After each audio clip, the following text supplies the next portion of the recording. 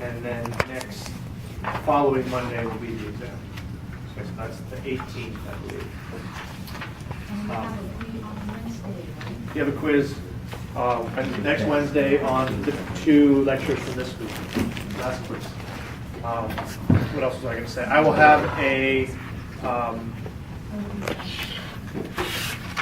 study guide. Probably send it out email tomorrow. So you guys can take a look at that study guide and then come prepared next Wednesday with questions for the review.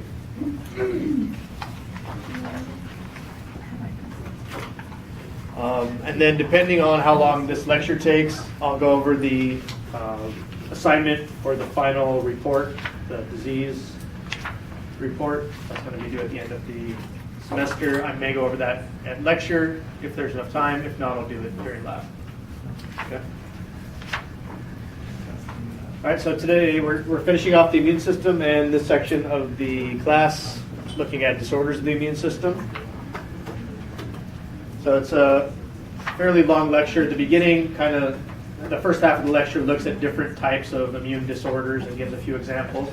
And then the whole last half of the lecture, we're specifically looking just at HIV as a surrogate for looking at immune disorders as a whole, but looking at HIV specifically. And we'll go into pretty significant detail into HIV and how the disease works. So we'll be focusing again the second half of the lecture just on HIV. Okay, so we'll start with the I guess the less severe immune disorders, the hypersensitivity reactions. These are also more commonly known as allergies. It's a response to an antigen that leads to damage in the host. It can be very non-significant damage in the cases of like, hay fever, where you just have a stuffy nose and stuff like that, or it can be much more significant damage. But it's typically a response to an antigen that's not a parasitic or not a pathogenic microbe, but to some other foreign substance that gives you a reaction. So there's 4 different types of hypersensitivity reactions. We'll look at all 4 in detail. Anaphylactic responses, cytotoxic responses, immune complex responses, and cell-mediated responses. So here's again those 4 types of reactions that are allergic reactions. So anaphylactic is probably the one that most people are familiar with. You typically get symptoms fairly quickly within half an hour. Cytotoxic takes a little bit longer, can take up to 12 hours. Immune complex, also in the range of hours. And then type 4 is a much more significant delayed response. This usually takes up to 2 days in order to get some response. So if you, again, like in the case of my dad who's severely allergic to nuts, that's an anaphylactic response because if he eats a particular subset of types of nuts, he goes into anaphylactic shock within like 10 or 15 minutes. So how do these anaphylactic reactions take place? So you have cells in your immune system that we've mentioned a couple times, mast cells and basophils. They're really the ones that have the chemical mediators that lead to inflammation, the histamines and so forth. And they have IgE antibodies on their cell surface. And if a particular antigen binds 2 adjacent IgEs on a single mast cell or basophil cell, you get release of the histamines and the other chemical mediators, and that causes an allergic response. So this is basically it. So here's your basophil or your mast cell, they're more or less the same. They're coated with IgE antibodies. And if a particular antigen is in such a conformation where it can bind 2 IgEs that are next to each other on the surface of the cell, it signals the cell to release all its histamines and other mediators. And again, this can lead to inflammation and other types of reactions.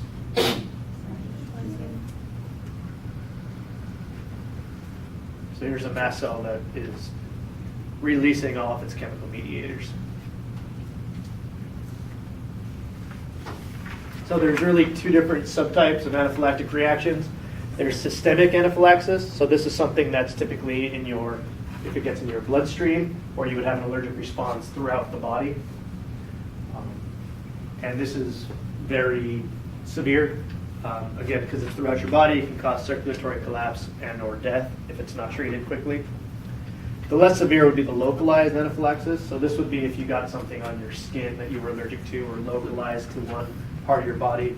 You can get hives, asthma is anaphylactic reaction that's localized to the lungs, and the esophagus and so forth. Hay fever is in the sinuses and so forth. So it's just in one region rather than throughout the whole body. So again, there's many different types of allergens. Pollen is one of the main ones. Dust or dust mites can cause allergic reactions in certain people. So skin testing is for people that may think they might have severe anaphylactic allergies, and they want to pinpoint exactly what they're allergic to so they know to avoid it. And so what they'll do is they'll take small amounts of various allergens that are very typical in causing allergic reactions, and they'll give you small pinpricks with this substance in your arm, and then you'll come back like 24 hours or 48 hours later, and you'll see if you have a reaction in that spot where that substance was added. And if you do, this tells you you're allergic to it. So again, especially kids, they have some kind of allergic reaction. You don't know, kids touch so many things throughout the day, you don't know where it might have come from, so they go through this type of testing and figure out where it is. My niece is allergic to shellfish, and they had no idea what it was because who knows what she's putting in her mouth at any given time. She's 3 years old, so they went through this type of testing and found out that it was shellfish and she was allergic to it. So typically, there's not much you can do to prevent it. I mean, you can take allergy medicines for hay fever and stuff like that, but in terms of preventing more significant ones, so things that you're allergic to that could actually cause death, the really only thing you can do is give injections of the antigen in small doses. So you actually take the allergen that causes the reaction and you can inject it in very small doses over long periods of time. And this basically causes the person to become desensitized to it because they form antibodies against that antigen. And then if they do encounter that antigen in the real world, the antibodies block it rather than the mast or the mast cells or the basophils. Okay, so that was all type 1. Type 2 were the cytotoxic reactions. They involve either IgG and IgM, and typically involves complement also. And then the complement activation causes cell lysis or damage by macrophages. So the most common example of this is blood typing. So I'm going to spend a minute here. A lot of you guys probably know about blood typing or have some idea about blood typing, so I want to go over it in some detail, but not too extreme. So there's basically 4 different types of blood groups based on AB antigens. And what that means is on your red blood cells, there are different combinations of these AB antigens you can have in your red blood cell. Okay? There's an antigen A and antigen B. By antigens, they're just proteins that are on the surface of the blood cell. They don't really have much of a function for the blood cell. So whether you have it or not, it doesn't really change the function of your blood cell. But it's just, your genetics just determine what type of proteins are on your red blood cells. So if you are blood group AB, it means your red blood cells have this protein A and protein B on the surface. If you're blood group B, you only have protein B. If you're blood type A, you only have protein A. And if you're blood type O, you don't have either protein A or protein B. Okay, does that make sense to everybody?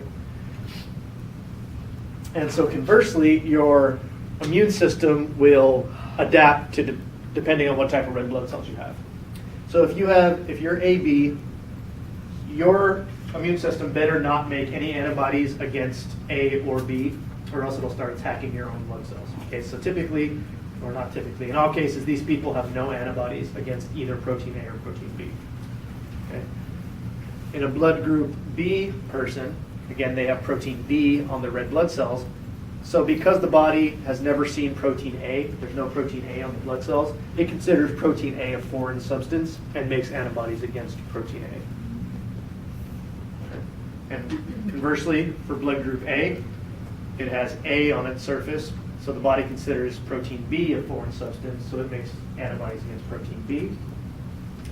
And in blood group O, it doesn't have protein A or B on its surface, so both proteins A and B are considered foreign substances, and so you have antibodies against both protein A and protein B. Okay? So why is this significant? Well, it basically tells you what type of blood you can receive if you were getting a transfusion or giving blood to somebody else. So again, if you look at blood group AB, they don't have any antibodies against anything, so they can get blood from anybody. So they're called a universal recipient. They can get blood from any of the other blood types. Okay. If you're blood group B, you have antibodies against protein A, so you can't get blood from anybody that's a blood group A, because your antibodies will attack those blood cells and destroy the blood cells. Okay. Same thing for A, just in the opposite. O is a universal donor because it doesn't have any antibodies. Okay. But it can only get blood from another O individual. Okay. That makes sense to everybody? Okay. And this tells you the frequency of the different populations. Okay, so there's another antigen that's associated with blood typing. So there's the AB blood typing, and then there's the RH positive negative blood typing. So typically, if you want to talk about your blood type, you talk about if you're AAB or A or B or O, whatever, and then you're also either RH positive or RH negative. It's very similar. It's whether or not your red blood cells express a certain protein called RH. Okay. So in RH, the interesting thing that can happen is called hemolytic disease of the newborn. It can happen in mothers that are expecting. And so try to follow this diagram. So you have a mother that's RH negative. Okay? So her red blood cells don't have any RH associated with it. Okay, but the father is RH positive. So their baby has a 50-50 chance of being RH positive or RH negative. Okay? In this case, the baby's RH positive. Okay? So during delivery, some of the blood from the fetus could get into the mother's system, and these red blood cells that have RH get into the mother's system, and she starts making antibodies against RH, okay, because she's RH negative. So to her, RH is a foreign substance. So her body starts making antibodies against RH, okay, which is fine. But if she were to get pregnant again and have another RH positive baby, there's now antibodies in the mother's bloodstream that can cross the placenta and start to attack the fetus. Okay, so this is called hemolytic disease of the newborn. Okay, so this illustrates that kind of cellular reactivity that we're talking about. It's based on antibody responses, typically from IgG or IgM cells. Skip over that. Okay, type 3 is the immune complex reactions. So this is usually IgG antibodies. They form immune complexes, which are these big complexes of antibodies and antigens all bound together. And when they get big, they have the tendency to lodge into basement membranes of your blood vessels. And so this can happen. So you have these antigens, again, which is the substance you're allergic to. And if you have antibodies against this antigens, and they start to come together to form these large complexes, they can actually be lodged inside the blood vessels. Okay? And if a neutrophil comes by or another type of cell of the immune system gets activated by antibodies, it can start to release their chemical mediators and cause damage to the endothelial cells, which are the cells that line the blood vessels. Okay, so this is called immune complex because it's these large complexes of antibodies and antigens that bind together. The last type is the cell-mediated reactions. It's also called delayed type because, again, it usually takes 24 to 48 hours in order to see the immune response. It's due to T cells, so this is specific to the cell-mediated reactions. So one of the main ones would be like a poison ivy type reaction. So this is something that I actually didn't know until I started teaching this class. But if you have primary contact with poison ivy, you typically don't have much of a reaction. Okay. And the reason is because the antigen that's associated with poison ivy, in order to get this type of dermatitis, it's a T cell reaction.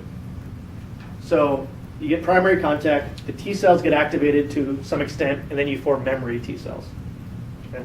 And if you were to come in contact with it again, because now you have these memory T cells, now it's a much stronger immune response, and that's when you would get the typical rash and dermatitis. Okay, so you do get some reaction on the primary contact, but the major reaction would be upon secondary contact. And again, that's based on the fact that it's a T cell related disease.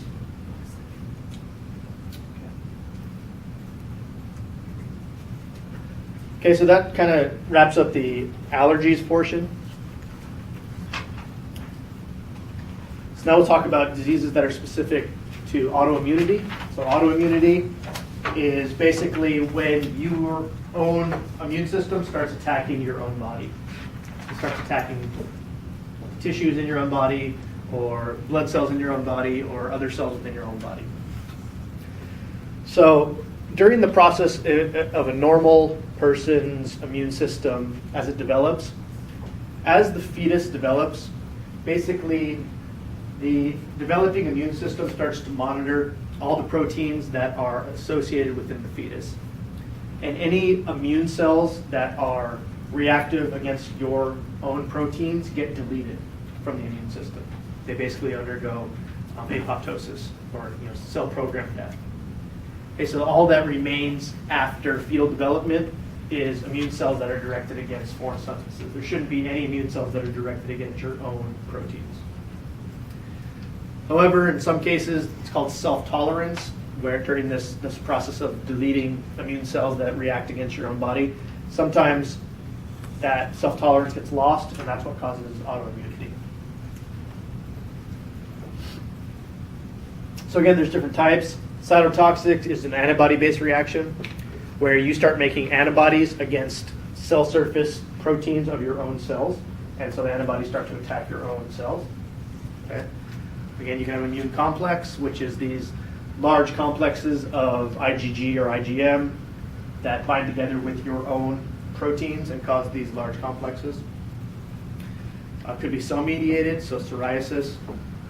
You can have T cells that start to react against your own proteins and start to attack your own tissues. Skip over HLA. Okay, so another type of autoimmunity would be during transplantation. Okay, now it's not true autoimmunity because in transplantation you're usually getting an organ from somebody else. So it's really the immune system attacking that foreign organ and recognizing it as not your own organ. Okay. Any transplant may be attacked by T cells, macrophages, or complement-fixing antibodies. Any of these can cause rejection of the organ. So you hear that, someone gets a liver transplant, they say it gets rejected. That basically means the recipient's immune system started to attack that liver or kidney, and they had to remove it in order to basically save that person. Okay, so one way around this is still controversial, but it's using stem cells to allow for cloning and to avoid rejection. So basically what that means is you take, let's say a person needs a kidney, you take some of their kidney cells and you inject the DNA from their kidney cells into a embryonic stem cell. Okay, and that embryonic stem cell will then use that person's DNA and can grow a new kidney that has the exact genetic information that the person does. So then when you take that kidney and transplant it into the person, they're not going to reject it because all the proteins associated with that kidney are going to be identical to the ones that that person already recognizes. Okay. So this just gives a visual. Basically, again, you take an embryonic stem cell and you reprogram it using the person's own DNA, and then you can get it to grow into various different organ types. And then those organs can then be transplanted into that person, and there's no fear of rejection. Okay, again, because the DNA in the embryonic stem cell would be identical to the person that needs the organ. All the proteins expressed by that organ would be the same as what the person already recognizes, and they wouldn't have any immune reaction against it. So there's different type of implantations or grafts that a person can consider if they need an organ. So these kind of goes in order of most likely to succeed down to less likely to succeed. Okay, so an autograft would be the use of one's own tissue.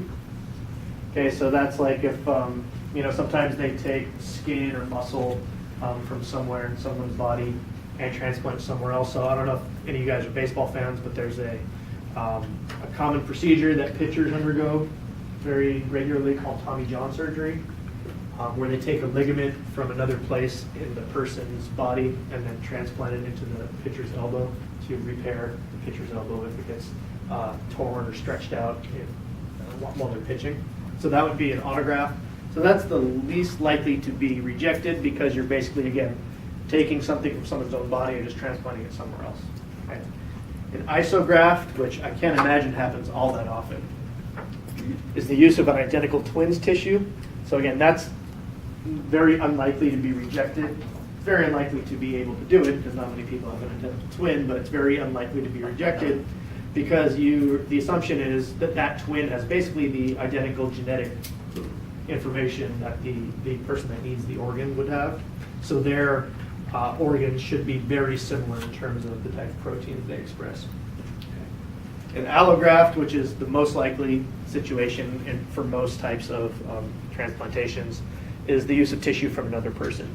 And so they typically have to do very significant testing on that person to make sure that you guys have the same blood type, and they do a lot of genetic testing to try to match it up the best they can. It's very rare they can get a 100% match, but they try to get the best they can. And even with all this testing and everything, a lot of times there is still rejection of the organ, and they have to either do another transplant, depending on how bad the rejection is. Sometimes, I think that the typical, don't quote me on this, but I think the typical time, the average time that a transplant of like a liver or a kidney lasts is about 10 or 12 years, because there's this slow autoimmune response against it. And sometimes it can be much more severe. They can notice it right away and have to get it out right away. Sometimes, again, if it's like 10 years, then they just have to find another donor and try to do another transplant. This one, I'm not sure how often it's used. I know I've heard some of like heart valves for pigs being used in transplantations. It's the only one I can think of off the top of my head. I don't know, does anybody else have any idea of using a non-human tissue to transplant into a human? No. Cadavers I've heard of too, so I guess that would still be considered an allograft, I think. I don't know where that would fall in here, but for the non-human tissue, the pig heart valve is the only one I've ever heard of. Okay, so that one has its own possible rejections, because not only could you reject things specific to the organ, but you're also having to worry about the fact that there could be non-human antigens that get carried over with the organ that cause an immune response also. Something called graft versus host disease. If you transplant bone marrow into someone, you can get a disease there against the bone marrow cells that are being transplanted. And it's a little bit different because you're transplanting bone marrow, and by transplanting the bone marrow, you're bringing the immune cells from the donor over to the recipient, and then the donor's immune cells are attacking the recipient's tissues. Okay. So a lot of times when somebody has to go have an organ, have a transplant, they will be put on immunosuppressive drugs to suppress the immune system, and a lot of these people have to be on immunosuppressive drugs for the entirety of their life in order to prevent the rejection of the organ. And basically it's just a combination of different drugs and so forth that just prevents the immune system from being fully activated. So the positive is it helps them maintain the transplanted organ. The negative is you have a compromised immune system, so you're more likely to get other type of illnesses. Okay, so we'll look at cancer for a little while and how the immune system has dysfunctionalities in cancer. So cancer cells have specific proteins associated with them that are only specific to cancer cells. Okay, so your immune system, if it recognizes one of these tumor-associated antigens, it recognizes it as a foreign substance, and can then kill the cancer cells. So, this could be happening at a fairly high frequency, but our immune system is able to remove them from the system before they become full-blown tumors. Okay? Problem is when the tumor gets past this initial surveillance, that's when we have an issue.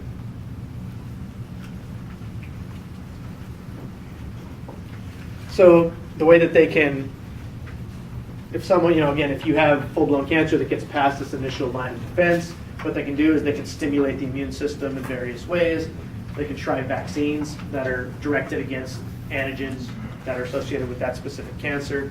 They can give antibodies that should help to get rid of those cancer cells. But again, these treatments are far from 100% effective.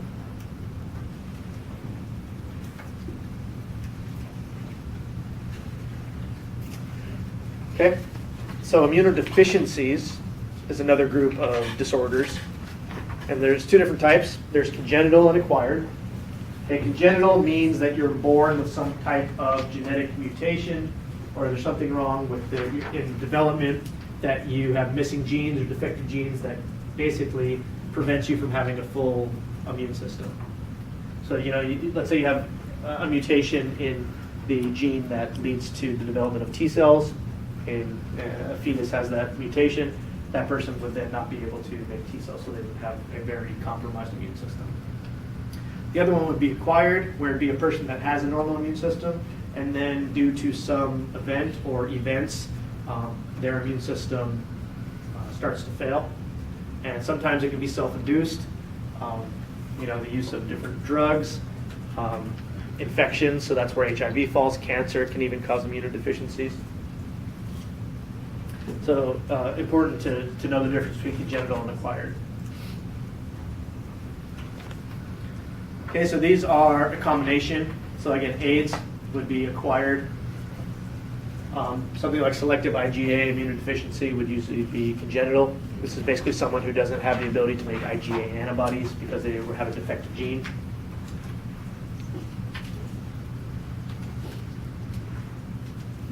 So there are very commonly used mice that are used in research. I've worked with these quite a bit. They're called nude mice. The reason they're called nude mice is because they don't have any hair. The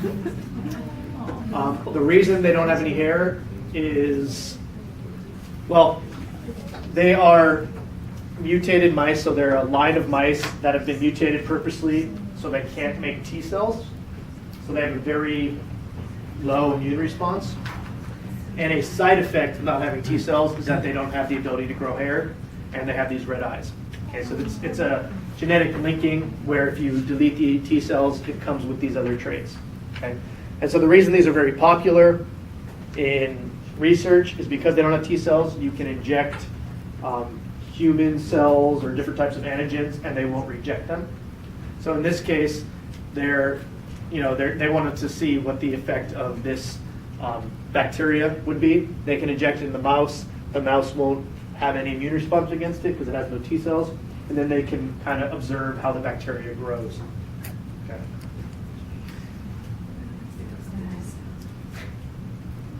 I know some people find this very sad, and it is sad. But it's done quite a bit.